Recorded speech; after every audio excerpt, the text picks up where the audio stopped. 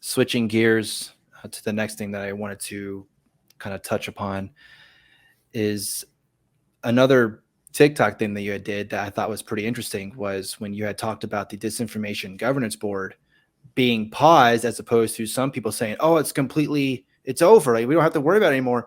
But it's basically like pending review, I suppose. Like, we're going to find out who the next person is going to be to take over whoever that lady was or something like that. So can you kind of go over that a little bit?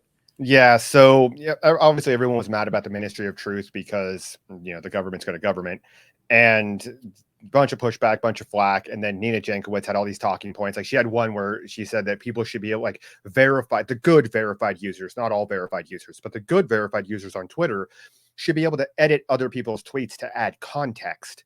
And so a bunch of that and a bunch of other nonsense with her came out. And so they, like this last Monday, I think it was a Monday, whatever the date was, last week or so, they said they were going to stop it. Department of Homeland Security is like, we're going to shut down the Disinformation Governance Board.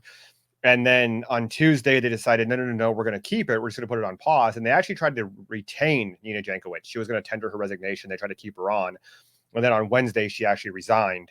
But yeah, the Disinformation Governance Board is on hold while they try to recharacterize and better explain its purpose and what it does. So it's not going anywhere. They're just going to wait till the midterms are over or whatever, and then bring it back like they do every other government agency. I think an example I like to use of something like this is that the United States had a federal tea tasting board from the 1800s until the Clinton administration.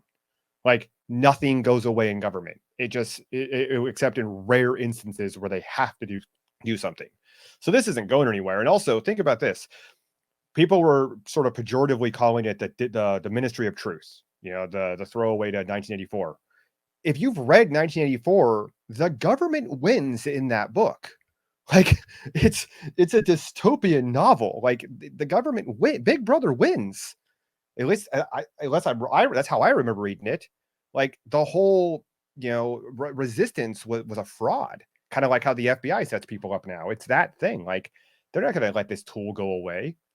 What was it you had mentioned before? It's like before the show, it's like what Twitter has the thing where the crisis thing where we need to worry about disinformation. Nobody's given that up. You have to control the message or the truth might escape. So yeah, a lot of people, especially on the right, were really doing victory laps on that. I even saw some libertarians doing it where they were like, oh, the Disinformation Board's gone. I mean, no, it's not. Show me on the doll where it's gone, because every news story was like, oh, it's on pause, it's on hold.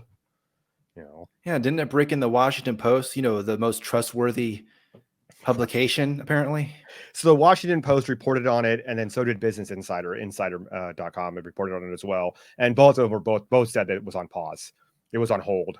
They're like, oh, so it's not going anywhere. Awesome.